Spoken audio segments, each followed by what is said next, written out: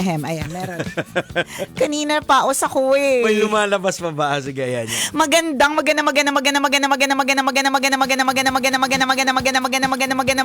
tanghali. Kumikinang na ulo, Diego Bandido.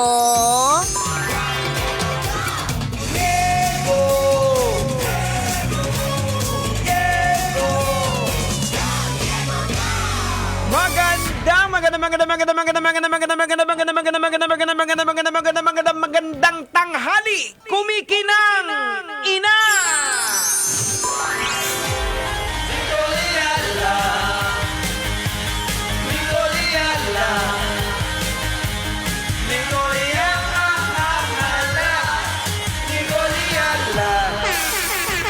Dear Nicole Yala and Diego Bandido,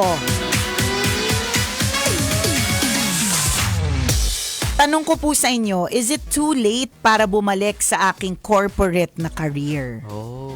Nung naging nanay po ako kasi 5 years ago, I decided to quit. Kaya lang na-realize ko nang lumalaki na ang aking anak na pwede na akong bumalik sa aking corporate job. Ang tanong, gaano na ba kahirap ang bumalik sa dating trabaho? Yeah. Thank you, Tambalan, and I hope makapagpadala ng ally this 2026. Yeah, looking forward. Very good. Magandang goal yan this Oh. 2026. Ayan. Ang makapagpadala ng ally. Ayan. Tama. And maganda din naman yung goal mo na na bumalik sa iyong first love ba, which is a corporate job or a corporate career. Wala namang makakapigil sa'yo. Correct. Hindi ka naman namin pipigilan. Oo. Diba? Mas gusto nga namin makabalik ka para mas maganda yung alay mo. Correct. Diba? Kasi kapag ganito, ngayong oras ka bumalik sa, ngayong oras ka dumalaw, Oo. yung alay, ramdam namin medyo mahina. Charos. Pero kapag ka bumalik ka na sa corporate na job mo, di ba? Tama. Edi pang malakasan na yung alay. So, alam mo, wala naman ako nakikitang anything na pwedeng magpigil sa'yo except fear. Correct. Lagi Yeah. naman ganun eh. Natatakot tayo lagi na may tatanggap pa ba sa akin? Pwede pa ba yung skills ko? Makakalaban pa kaya tayo sa mga Mga mas bata. Oo. na mas maganda at mas magaling, 'di ba? Yung kanilang skills, yung mga ganan. Yan naman eh. Yan lang naman yung pwedeng magpigil sa iyo eh. Pero yung magsasabi na, "Naku, wag ka na bumalik. Wala namang rason para bumalik ka. Wala. Kung gusto mo, edi gawin mo." Oo. 'Di ba? Basta make sure na alam mo na meron kang tatanggap na may magbabantay talaga sa anak mo. Yan. Hindi siya mapapabayaan, Tama. 'di ba? Yung bang ganon. Ano ba yung motivation mo kung bakit ka babalik? Yan. Hindi ba dahil na chichismis ka lang ng mga kumars? Uy, kung ako sa'yo, mas mag-ano ka na. Oo, 'di ba? Oh, 'di ba? Dahil lang ba sa chismis? Yan, no. May mga ganyan eh. Correct, totoo, napilit lang ng dahil sa chismis. Oo. Alam mo, pwede naman. Oo. Kaya lang, malalim ba na motivation Yan. yon Oo. para magtagal ka Correct. nang dahil lang sa chismis kaya mo siya gagawin. Tapos Oo. along the way, para matahimik na yung mga kumars, Ayan. yung masasacrifice yung anak mo Correct. dahil hindi mo mababantayan. Kaya nga. So, those are things na dapat i-consider. Yan. So, Pero gusto talaga namin makabalik ka. correct. Kasi sa habang nandyan ka sa isang napakagandang trabaho, yung alay ay pangmalakasan din. Di ba? Oo, kita mo yung intensyon namin. Yun ang tingnan mo, ano ba yung intensyon? Correct. Kasi yung sa amin, tingnan mo yung intention namin, pang sarili. Correct. At hindi din masama na yung maging intention mo ay pang sariling intention. Tama. So, kunyari, ang sariling intention mo ay baka parang feeling mo, nalulosyang ka na ba sa loob ng bahay? Or parang feeling mo, yung utak mo hindi masyadong gumagana kapag ka nandyan. Nagiging idle ka. Oo, Ayan. yung mga ganun. Or, kailangan na talaga ng ekstrang pera. So, yun. Hindi pwedeng basta-basta nga nandito lang sa bahay. Tama. Di ba? Yung mga ganun. So, what is the motivation? Go, Yan. go, go. Correct, oo. Kasi yung skill set, hindi naman nawawala yan. Pwedeng i-update lang yan eh. Actually. Kasi kung minsan, halimbawa, for quite some time, wala ka na sa corporate world. So yung skill set mo, hindi naman nawawala yan eh. Hindi. Ano lang yan? I-upgrade mo lang. Ano na ba yung happenings ngayon? Ano na ba yung bagong uso? Correct. So kung inabot mo noon ng Manila paper, pagdating sa reporting, hindi na yan yung uso. Tama. 'Di ba? May mga iba ng mga para-paraan. Yung PowerPoint nga, wala na ngayon. Wala na. Canva na. Di ba sabi ko nga sa'yo, pagka gumagamit ako ng PowerPoint, sinasabi talaga ng anak ko, ew, mom, nobody uses PowerPoint anymore. Jurassic na para sa kanila yun.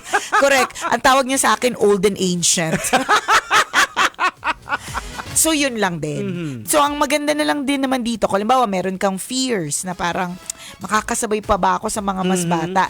Alam mo, sa totoo lang, yung, to be honest, medyo mahirap naman talaga sumabay dun sa learnings na meron sila. Kasi, kung ikaw ay parent, for example, ng isang grade 1 student or grade 2 student ngayon, iba na yung math nila. Yung math nila, pag pinag-aaralan mo, parang naral ko to grade 6 na ako o first year high school.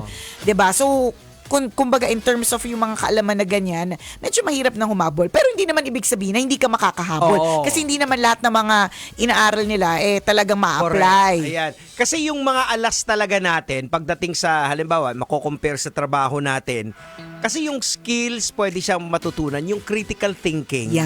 Yun yung medyo unique para sa atin. Correct. At saka yung wisdom na meron ka. Wisdom that comes with the age. Wisdom that comes with experience. Correct. Yun yung mga edge mo over yung mga mas bata. Kasi maaaring yung mga bata ay mas knowledgeable. May knowledge sila.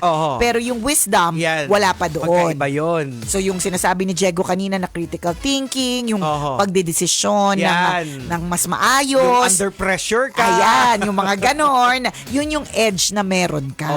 So go for it. Dahil ulitin namin ni Diego, pag may trabaho ka na ng bongga, mas bongga din ang alay mo sa amin. Correct. Diba? Shoutout lang natin lahat ng mga green GSM drivers. Hello, mga green drivers natin. Hello po sa mga green drivers natin, lalong-lalo na kay Kuya Eric Zapanta na bukod sa nakatutok sa atin sa radio, nakatutok din sa atin sa TikTok. Ayan, speaking of shoutout ko lang sa mga taga Rojas City Capiz. Uy, hello po. Shout Shout out. Pinsan, kay Baby Saripada tsaka sa aking Auntie Inday. Ayan. Auntie Inday, Ayan, kumusta?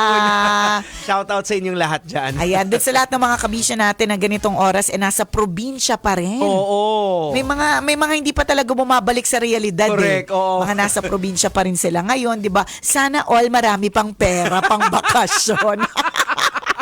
'Di ba? Yung iba parang ayaw na magtrabaho kasi parang ang sarap ng buhay nila eh. Yun yung sinasabi natin no kahapon pa na yung holiday blues. Na kasi parang nabigla ka na back to reality. Correct. Alam mo yung kahapon nga nung pumapasok na ako, papasok na ako, naghatid na ako ng anak, tapos papasok na ako dito. I mean, I'm very, very thankful. We should all be thankful.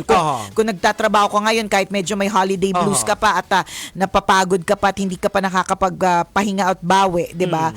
Pero aminin na natin talaga, there's a part of us na nagsasabi na, bakit hindi po kasi kami pinanganak na mayaman? Alam mo yung kapag gano'n, yung pagka bumabalik na ako sa realidad, laging gano'n eh. Bakit ang mga pinamana sa akin ng mga ninuno ko sama ng loob? Walang pinamanang yaman. Nakakaloka. Gracious. Kasi nga, warrior ka, di ba? Ay, nako. Diba? Wala man lang. Mga sandata yung pinamana sa iyo. Kaya nga, mga sandata, mga pambato, mga ganun yung mga pinamana sa akin. Walang pinamanang alahas. Walang ganun. Walang koronang pinamana. Koronang tinik meron. Nakakalurks. So, bahala na daw sa mga palamuti, sa mga ginto, ang Mayet de la Rosa sa Ay, iyo. oo nga. Diba? Mayet de la Rosa Fine Jewelry. Na by the way, nakita ko na sila ay hiring. Oo, nakita ko. Speaking of naghahanap ng trabaho. Ay, salamat uli, mamaya tsaka kay Sir Richard doon sa binigay na talagang tuwan-tuwa kami mag-asawa. Ay. Perfect sa amin. Grabe. Ano ba yung binigay? Appreciate Alin namin. yun? Ay, yung mga items na binigay. Correct, Ganyan. Doon sa lahat ng mga kabisya natin, ako yan yung isa sa mga goals ko eh. Sabi ko, maghahanap ako ng mga alahas na, kunyari, isang piraso na lang ng hikaw. Kalahati na lang. Pwede ko na kasing ibenta yun kay Madam Mayet. Okay. Uy, madami. Kahit mga sira. Nag-accept sila ng mga Yun. sira. Hindi sira ulo ha. Ayos. Teka lang, kasi sabi ko meron silang opening Tapos nag-accept sila ng sira. So, ang apply naman sira ulo. Hindi po. Erase. Ulitin natin. Meron po silang mga opening, alam ko. Parang Oo. nakita ko sa kanilang pinost. But, ito yung nag-accept sila ng mga sirang mga alahas. Alahas po, hindi alahas. yung empleyado. Di empleyado. Sirang alahas na pwedeng Kaya yun yung mga parang tinitingnan ko. Alin ba yung mga sirang alahas? Yung mga tipong di ko na magamit kasi Oo, isa kasi lang nawala na yung yung kapiraso, di ba? Oo. Pwede nyo na po siyang anong tawag doon, Yung parang- sukat, ipaggramo. Oo. Oh, ganun. Kasi pag Parang sinabi natin gramo, parang kasi. iba yung datingan. Ilang gramo ba? Kapag ka-gramo, tapos sa atin ang galing, parang sa atin nagbitaw, parang may problema talaga sa atin. Parang tayo talaga yung sira, di ba? Hindi, yan yung mga pwede nyo pong gawin, ha? Kumbaga, halimbawa, kaya ka siguro may pa-holiday blues, kaya siguro pausak ko. Alam mo yung napagod na sa gastos. Yan yung mga paraan para ikaw ay kumita ulit. Oo. 'Di ba? So hanap ka, meron yan eh. Pwede ka nga kunyari meron kang lumang alahas tapos gusto mo mag-upgrade. Pwede. Ayan. Bibilin yung lumang alahas para mas bago yung mapunta sa iyo, And ganon. speaking of mag-declutter ka, kahit yung mga gamit mo na hindi mo na Actually. kinakailangan, 'di ba namomroblema ka ng pera ngayon. So maglinis ka diyan sa bahay, yung Totoo. mga hindi na kinakailangan, ibenta mo na. Correct. 'Di ba? Para ma-replenish yung budget mo. Yes. Alam mo, minsan nakala lang natin parang ito talagang katotohanan. Yung mga extra small mong pantalon, hindi na yan magkakasya sa'yo. Kung mga 2 or 3 years na yan na nandyan, na sinasabi mo, hindi ko to ipapamigay, hindi ko to ibibenta, hindi ko to i-let go, papayat pa ako. Oo. 3 taon na yung nakalipas, friend. Ilang New Year's resolution. Correct. Ilang New Year's resolution na yung dumaan, friend. Baka naman gusto mong i-let go na yan. It Ayan. might be somebody will need it more. Oo. O di naman kaya, pwede mo ibenta May na mas cost pa mura. siya eh. Oo. Correct. Oh. So, Hindi yun- mo masasabi. Oo, isa yun sa mga pwedeng gawin, yung magligpit, Yes. ayusin, Correct. i-sort out yung mga na-order mo online na hindi mo pa nabuksan. Ayan. Ayan. Oh. Ganon, pwede. May mga ganon ka ba? May mga na-order mo May online? mga meron pa. Diba? Nung nagbuklat-buklat nga ako doon, sabi ko kay Lit, ano ba tong in-order mo? Ba't hindi pa na Diba, hindi pa buksan nabubuksan? to? May lumulusot na ewan. Ano Kasi nakalusot? parang gumagawa kasi siya yung mga flower na yung ibinigay niya sa akin. So may in-order pa siya na isang malaking na nakapack pa na siguro Na hindi niya pa nagagawa. Oh. 'Di ba? Madami tayong ganyan na sa totoo lang pwede natin kunyari gawin niya ulit na flower tapos ibebenta niya o di naman kaya ibenta mo yung mismong supply baka may Correct. naghahanap noon. Tama. O kung hindi mo bebenta, just let it go. Yan yung mga bagay na ide-declutter po natin mga kabisyo. Correct. Oo. Baka meron diyang mga pabango na wala nang laman. Oo, yan. Tapos dinidisplay mo na lang. Yung mga bote. Correct, yung mga bote kasi magaganda. Actually, okay lang naman din maging display. Oo. Pero kung halimbawa, ilang taon na ito, tas ito pa yung dahilan kung bakit nagko-collect ng dust o di naman Correct. kaya hinihika na yung anak mo kasi ang dami ng dumi at alikabok na kinokolekta ng Tama. mga naka-display na yan. It's time to let it go. Mas maganda din kung minsan parang pag iba na yung mga halimbawa, iba na naman yung kolektahin mo. Ayan. Diba halimbawa, yung mga lagayan ng Pringles. Pwede. Anong Pringles? Pringles! Pringles pala.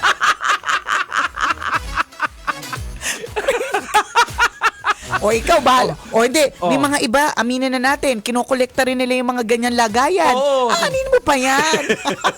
Diba? Meron nga ako naalala dati, na may nagkokolekta ng yung sa pizza, di ba yung nilalagay sa gitna? Alin yung parang yung yung parang puti? plastic? Oo. Bakit? Hindi ko rin alam. Yung mga friends mo, ha? Kakaiba yung mga friendship mo, ha? Talaga? Oo. O, yung mga ganun. May mga bagay na ganyan. O di naman kaya, eto tayo kasi, ewan ko, kami mga babae, mahilig, ewan ko kung si Mrs. nagko-collect siya ng plastic. Supot. Uh-huh. Ako, ang dami kong ganyan. Na-realize ko, 3 malalaking eco bag, puro plastic. Kasi iniisip ko, parang May may paglalagyan. Mhm. Tsaka ang mga kinokolekta ko, isa pa no? Ang lakas kong mag-advise, pero ako pala yung madaming tambak. Ako pala talaga yung maraming tambak. Ina-advise ko to sa sarili ko. Sabi ng asawa mo, kalat!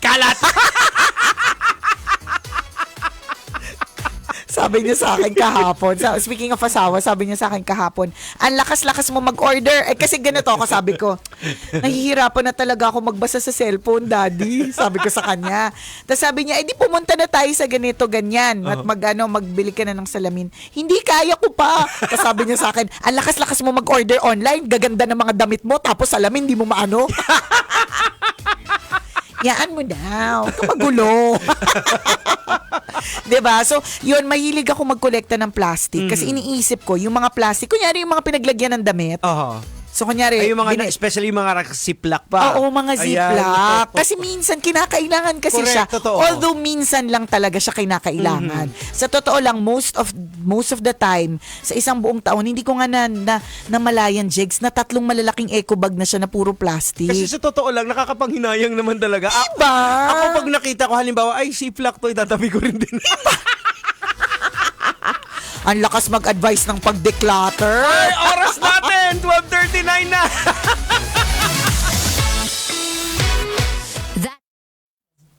Ayun.